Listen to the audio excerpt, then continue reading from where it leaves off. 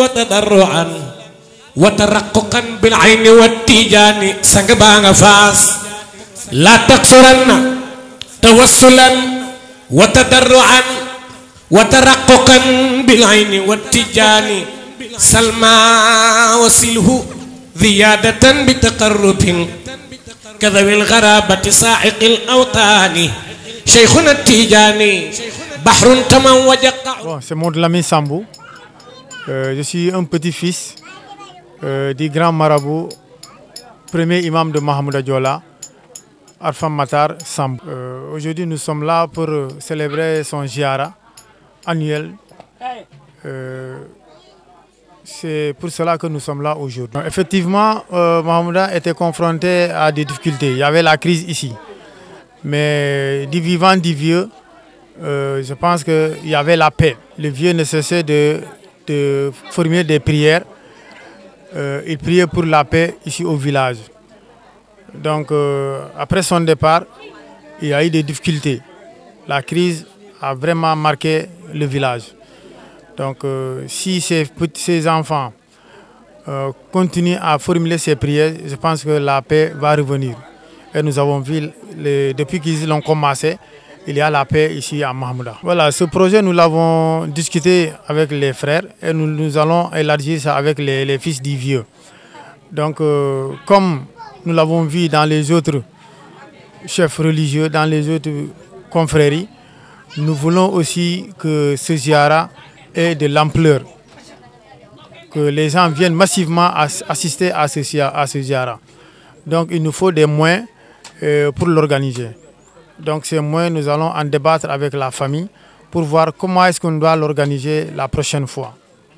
Voilà. Donc nous voudrons que ça soit vraiment très important. Bon, je pense qu'à partir d'aujourd'hui, ça sera notre projet. Dès lors que nous vous avons invité, vous de la télévision, et quand le message va passer, certainement le président aura l'œil sur le village de Mahamouda.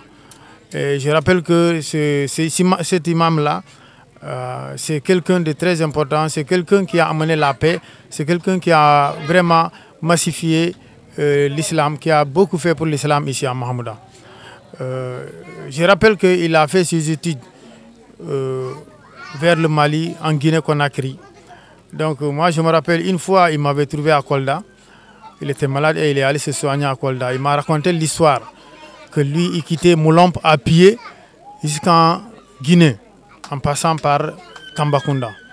Et c'est de là que j'ai appris que le Tambacounda venait du nom de Tamba, parce qu'il nous disait que quand ils étaient ici, ils vont se reposer à Tamba, chez Tamba.